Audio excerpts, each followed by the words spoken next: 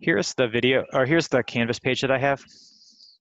The way I have my course set up, I usually put information about the class at the beginning. So our course letter, you can see that little attachment is just that PDF file of the information sheet that I gave to the students.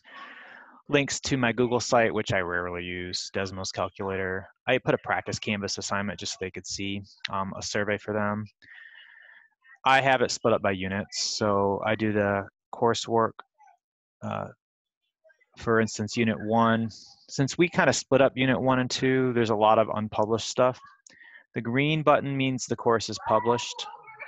And then each of these that are green, the students can see, so that they're not seeing this because I moved some of the stuff I mixed up or changed around or moved to a different unit.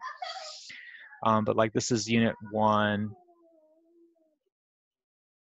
The notes that I have that are blank inverse functions, and the solutions, Unit 1, Day 1 and 2 handout, so it'll have them worked out. And they're just PDF files I uploaded. And I can show you how to upload all that in a separate video, or I can talk to you later about that if you want. So underneath each of the pages for the topics, since I'm not going to be there to teach, instead of having the solutions as a handout, I will just share links to videos for the examples, so that way they have to watch the videos and listen to the explanations to be able to understand the problems. I'll do notes a little bit differently since they're not going to have handouts, and I don't expect them to have access to a printer. I'll just work them out on a blank piece of paper, and they can copy as much or little as they want as long as they get it, and they can move on. Then what I'll do for each lesson is I'll make a quiz. So this little rocket ship is the quiz, kind of like the midterm reviews. And I'll click on preview so you can just see a couple of questions. But these are basically similar questions to what we'd have on our worksheets.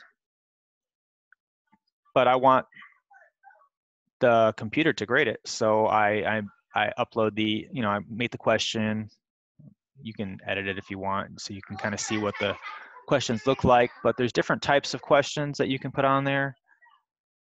So, this one's a short answer. You just put a number, or there's a numeric answer option, which only accepts numbers. This is like a multiple blanks because I wanted to know 2 answers. So that would be that.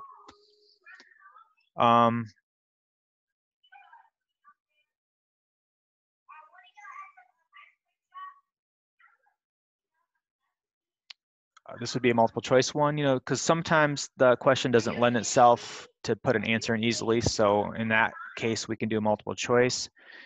So it still has the option of grading it without you having to intervene. You can make a new question.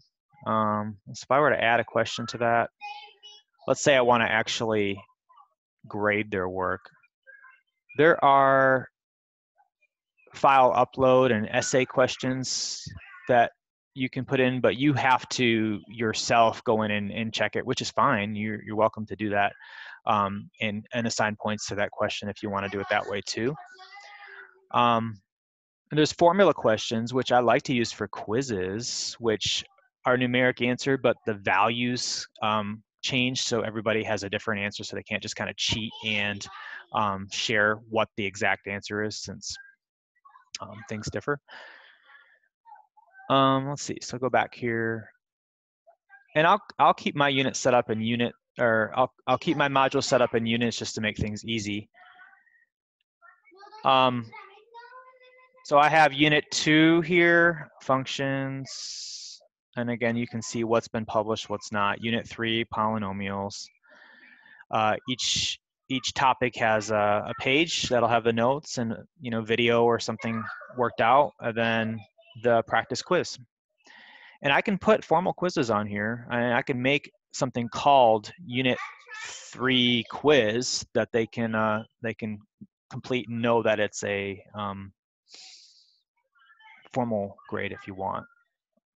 Unit 4, rational functions. I had the midterm reviews after that. And if you don't want them seeing stuff, you can always unpublish. so that that disappears from their feed. What I just tell them is click this up arrow. And if they've already completed stuff, then it's going to go away. And so now we're on unit 5. You're going to see I didn't do any of the new stuff yet. I made one video so far, but this is the review that I had shared with you this morning that I put up to comments. I'll try to put all my quizzes to comments. I don't really have a good habit of doing that, but I can do that for this remote learning just so that we have easy access to it. Just search my name and you can see what I've made. And you can always modify the assignments if you want. So this is what I posted today. I've only had like 2 people actually work it out, so I don't know what students are kind of already understanding that grades are turned in and there's nothing that's going to count for them. So a lot of them aren't doing the work, but this does have just kind of a mixture of some review questions.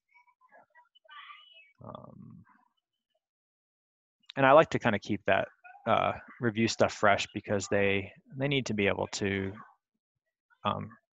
think back to some of the problems that we did earlier. And I know we're going to probably have some sort of exam. It won't be a state exam, but there's going to be something that's going to be comprehensive. So it would be a good idea to have a review, you know, every couple days or so. I hope that answers your question. It's